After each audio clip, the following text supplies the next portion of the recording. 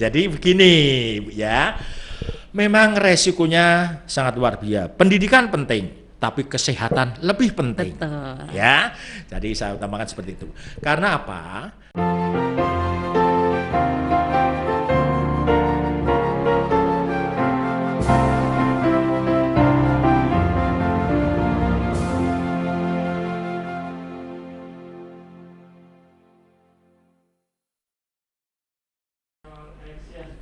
Sobat YBHK, jumpa lagi pada acara kesayangan kita, podcast sukses bersama YBHK. Ini adalah podcast episode ke-22 bersama saya Praptiwi Yuniarti dari TK Tarsisius 2. Pada kesempatan ini saya tidak sendirian, namun ditemani oleh Bapak Pengawas TK Kecamatan Kebonjeruk, yang mana nanti akan menjelaskan tentang pelaksanaan PTM 100%. Saya perkenalkan di sini Bapak Udi, namun bisa perkenalan sendiri nanti ya Pak ya. Siap. Dan kita sudah menjalankan prokes dengan baik dan sudah vaksin 3 kali. Boleh kita lepas masker Pak? Nah, ayo. Biar kita bisa bicara dengan jelas.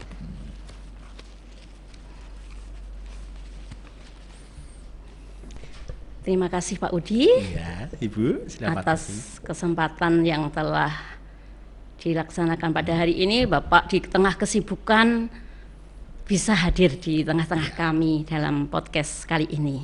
Silakan Bapak untuk memperkenalkan diri.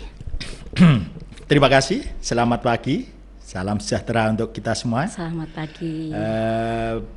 Bapak Ibu, sahabat semuanya yang saya hormati, perkenalkan saya Udi Rianto sebagai pengawas TK di wilayah Kebonjeruk, yang saat ini saya ditugaskan, seharusnya Bapak Dr. Andes Satiman, berhubung beliau sedang rapat dinas, jadi mewakilkan saya untuk menghadiri kegiatan hari ini. Yang jelas perkenalkan saya sekali lagi, untuk wilayah Kebonjeruk ini seluruh TK yang ada di wilayah kecamatan ada berjumlah 60 TK. Selain di Kebonjeruk, saya mendapatkan tugas sebagai pembina atau pengawas di Kecamatan Palmerah dengan jumlah lembaga sebanyak 33. Jadi total seluruhnya untuk wilayah binaan saya ini berjumlah 93, luar biasa. Wah, hebat. Sehingga sampai saat ini ada beberapa lembaga yang belum sempat dikunjungi karena banyaknya kegiatan, juga keadaan adanya pandemi, sehingga kita juga dilarang untuk datang ke sekolah untuk waktu hampir 2 tahun ini ya. Ya, ini betul, kegiatan Pak. baru kita mulai bulan Januari. Mulai Oktober, September. Ya. Oktober kemarin kita mulai tatap muka terbatas gitu.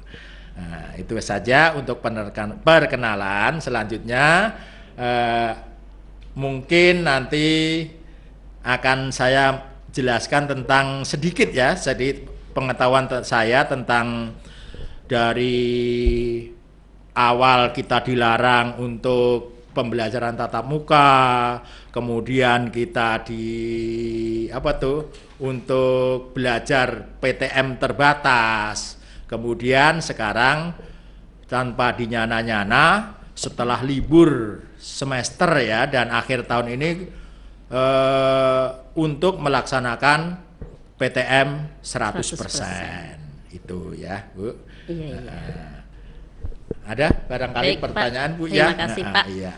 Sobat YBHK, tadi kita sudah mendengarkan perkenalan dari Bapak Dr. Andes Udi Rianto, pengawas TK Kecamatan Kebonjeruk.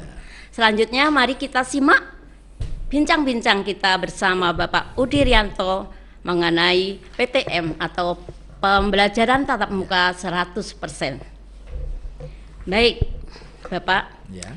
Selama 2 tahun ini kita sudah nggak pernah pergi ke sekolah ya Pak ya. Kita melakukan PJJ.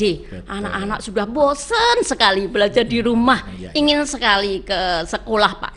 Nah, kebetulan Januari ini kita sudah mulai untuk PTM Pak. Wah, ternyata luar biasa. sambutan dari orang tua murid itu Pak, pada senang sekali, hampir semuanya mengikuti PTM 100%. Bagaimana Bapak selaku pengawas menyikapi kebijakan pemerintah tentang PTM 100% di tengah masa pandemi yang belum berakhir, bahkan ada kasus varian baru yaitu Omikron yang semakin meningkat di DKI ini Pak. Silahkan Pak dijawab. Ya Bu ya, sebelumnya saya mulai dari awal ya Bu ya, cerita tentang apa tuh pandemi COVID-19 ini. Memang awalnya kita dari Wuhan sana ya, yang jauh di negeri orang gitu ya. Kita tidak menyangka kalau akan seperti ini gitu ya. Kita mulai dari bulan Maret kalau nggak salah 2020. Itu kita nggak nyangka akan berkembang sampai segini pesatnya. Akhirnya waktu itu kita juga sekolah segera ditutup ya. Dengan full orang tua harus membimbing putra-putrinya, mendampingi dengan cara guru belajar secara daring ya, sehingga segala macam mungkin untuk Tarsisius sudah lumayan bagus ya, karena sarana prasarana sangat lengkap. Saya evaluasi di sini, saya monitoring luar biasa. Tetapi untuk TK-TK yang lain yang seperti yang di rumah-rumahan, saya sangat sedih sekali. Karena apa?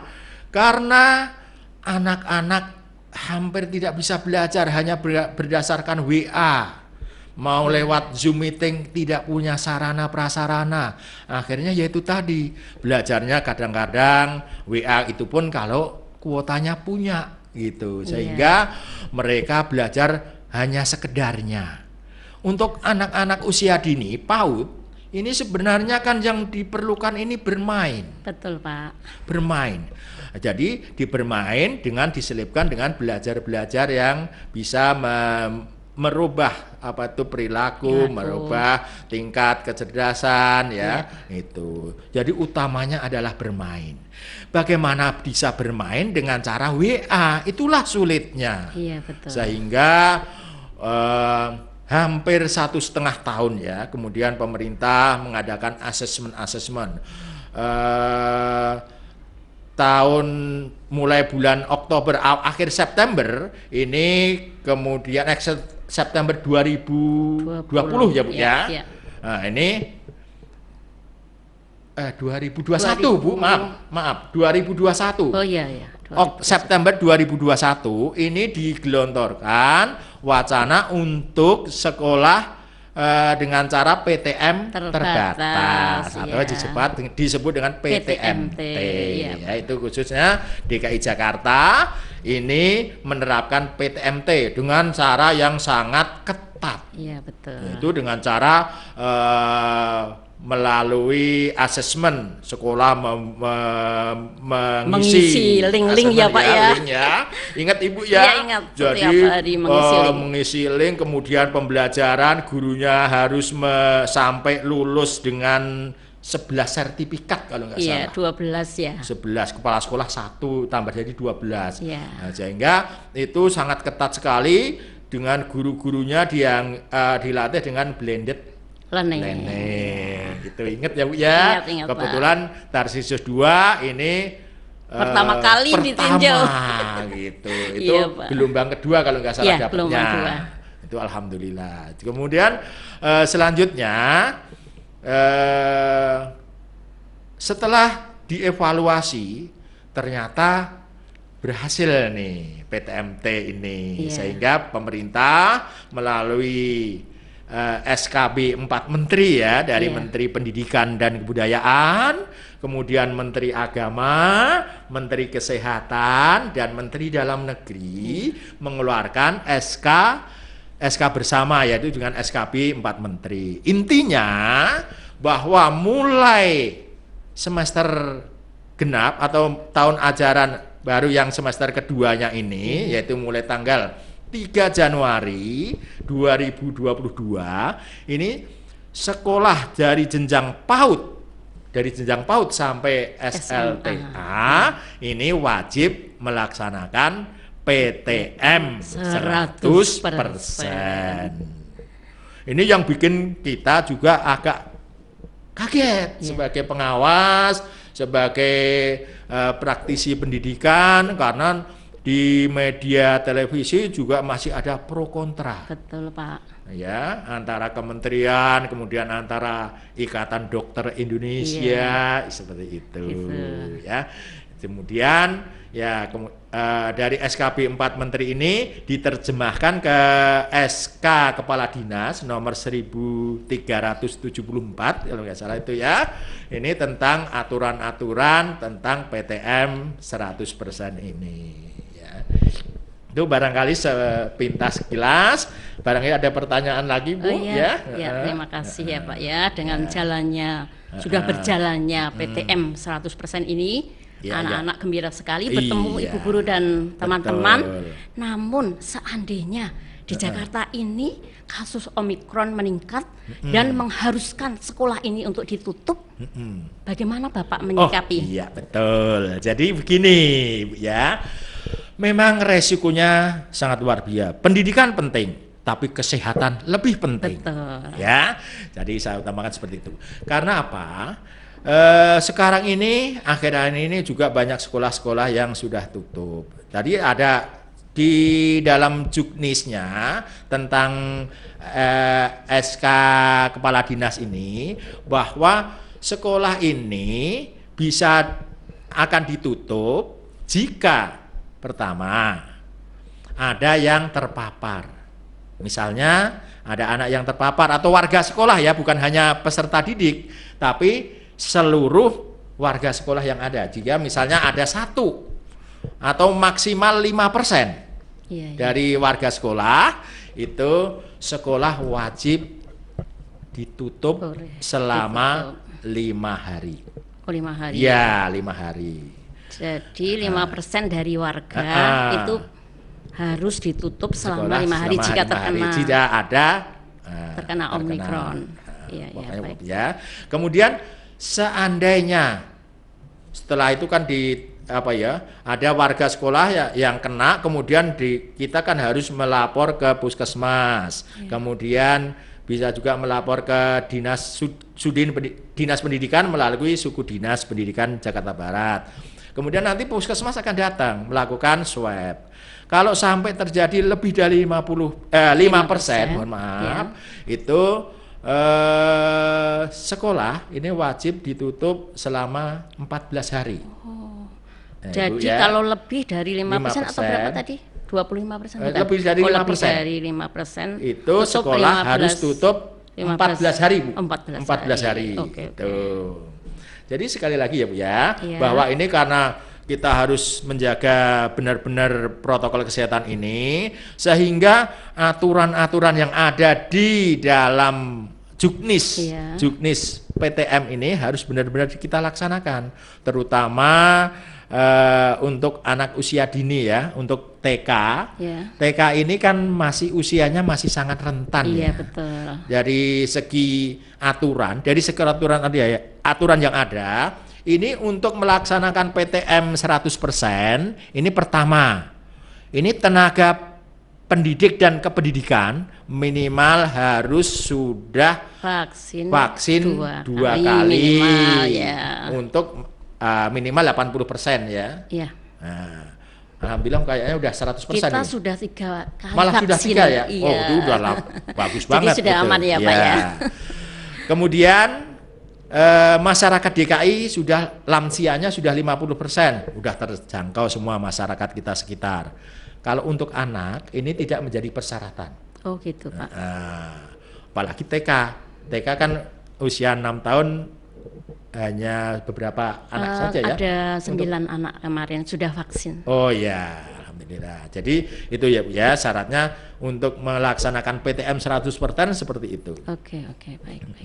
Kemudian kalau ada temuan yaitu tadi, maka dari itu kita sebagai pengawas, kemudian dari Kasih Paudikmas juga setiap hari kita ditugaskan, bukan disuruh ya Bu, ditugaskan juga merupakan kewajiban kita secara manusiawi, kita selalu melaksanakan monitoring. monitoring. Itu tugasnya yaitu tadi untuk melihat kondisi anak, bagaimana cara pemakaian masker, bagaimana cara anak itu sampai ke sekolah ya, perjalanan dari rumah tadi naik apa ya, itu nih. Kemudian dari pihak sekolah juga harus benar-benar memperhatikan tentang kesehatan anak-anak kita, terutama setiap hari kita cek suhu. Ya, cek suhu. Kemudian kalau suhunya itu melebihi 37,5 ya, itu harus nggak boleh ikut ya, nggak boleh ikut PTM ya Pak ya. Selanjutnya, kalau ada anak yang tidak masuk, pihak sekolah harus segera menelpon. Ya. Misalnya anak ini, ada urusan keluarga, wah berarti nggak masalah. Ya, tapi kalau misalnya, anak ini sakit, itu harus ditelusuri lagi. Betul. Sakitnya sakit apa gitu. Betul, Pak. Ya, seperti itu. Jangan sampai kita kecolongan. Sebab sampai saat ini baru kemarin siang kita dari seluruh pengawas dan penilik Paudikmas ini disuruh mendata ada berapa sekolah yang saat ini sudah ditutup, bukan? Tutup, ditutup dan sudah mengajukan diri untuk PJJ. Ada juga sekolah itu yang tidak kena, tapi karena yayasan dan orang tua menginginkan PJJ, mengajukan permohonan untuk PJJ. Ada juga yang begitu. Sehingga kemarin dari data yang ada untuk Kebun Jeruk ini dari 60 TK sudah ada 5 yang mengajukan untuk PJJ. Untuk Palmerah sudah ada 4. Nah, itu ya Bu ya, itu yang saya tahu. Untuk yang lain barangkali nanti ini baru dirapatkan di dinas untuk kelanjutan PTM 100% ini. Ya. Baik Pak, sepertinya pertanyaan nomor 3 sudah dijawab. Udah ya? Bagaimana pendapat Bapak sesuai dengan monitoring yang telah dilakukan selama PTM 100% yang sudah berjalan beberapa minggu ini? Ya, dari hasil monitoring gini ya, memang ada beberapa sekolah, terus terang yang saya kunjungin ini sekolah-sekolah yang ada di lingkungan padat penduduk. Iya. Terus terang saya ambil yang resiko tinggi. Kalau untuk sekolah-sekolah yang besar, yang seperti Tarsisius ini sangat luar biasa, sudah saya nggak perlu saya kunjungin lagi, sebenarnya udah ada petugas lain sebenarnya ya Bu ya. Jadi kemarin saya lihat udah ada dari dinas, sehingga saya telusuri mana-mana yang belum dimonitoring dari dinas, sehingga hasil dari monitoring untuk anak usia dini khususnya di Palmerah TK ya, khususnya TK ya, ini belum ada atau mudah-mudahan ya tidak ada anak yang terpapar. Amin. Nah, jadi selama saya monitoring ya, ini juga laporan-laporan dari sekolah kan ada laporan harian tiap hari itu tidak ada atau belum ada, mudah-mudahan tidak ada untuk yang terpapar. Iya, betul. Itu karena saya lihat anak-anak ini imunnya sangat luar biasa gitu. Betul. Ibu ya. Baik Pak, menurut Bapak idealnya anak TK itu selama PTM 100% ini berapa jam ya Pak? Mengingat anak-anak itu belum boleh makan bersama dan main bersama. Idealnya berapa jam? Jadi dari SKB 4 Menteri itu disarankan untuk seluruh jenjang ini maksimal ya Bu ya, maksimal 6 jam pelajaran.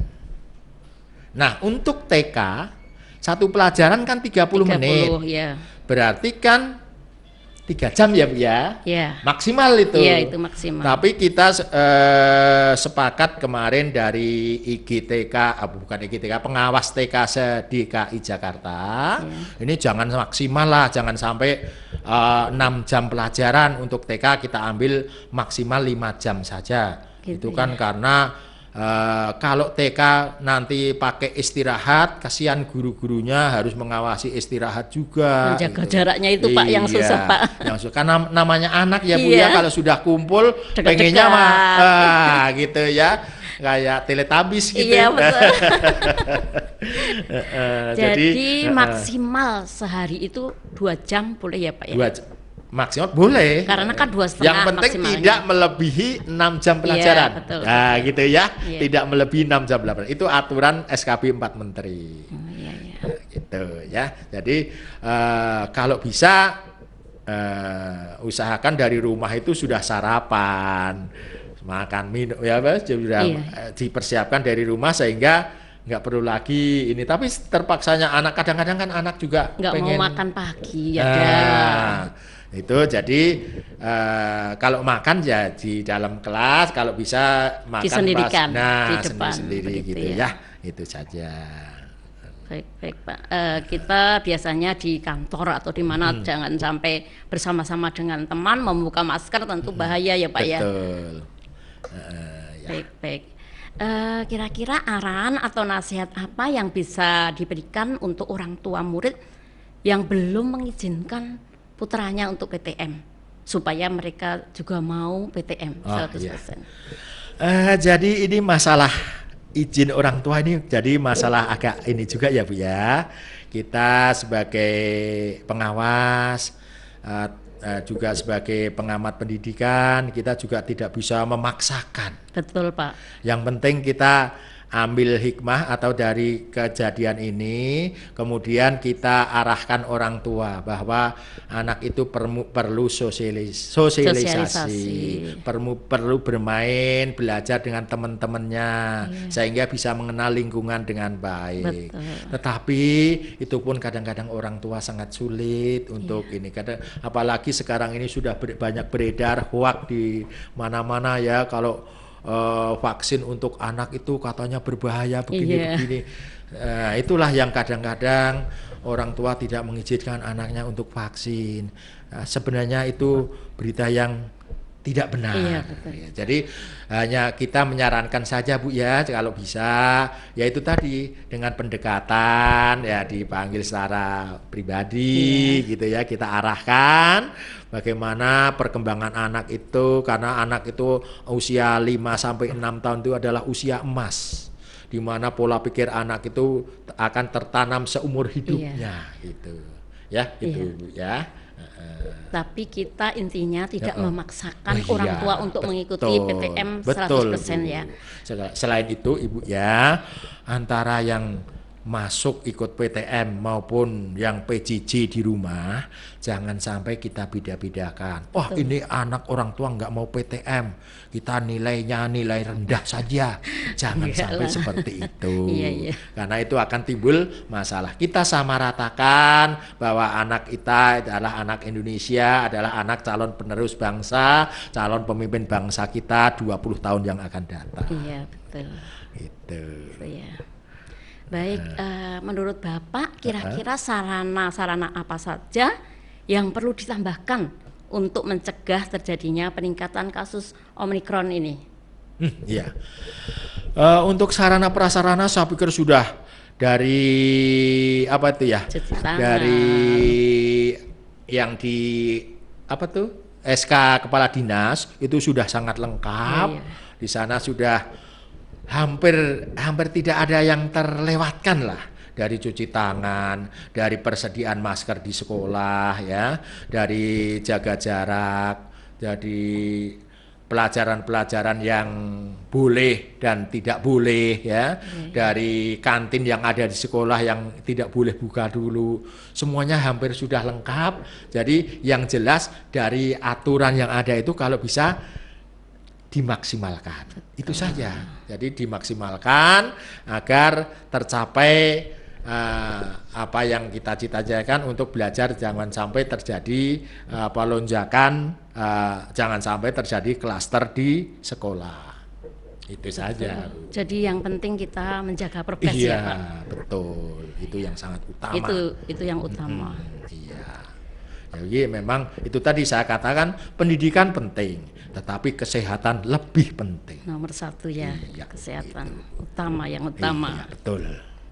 Baik Pak, berikutnya menurut tinjauan Bapak ke sekolah-sekolah Ya. TK di bawah pengawasan Bapak, Ya. apa kesan dan pesan untuk tetap berlangsungnya PTM 100% ini, mengingat anak-anak begitu ceria bertemu dengan ibu guru dan Iya. teman-teman?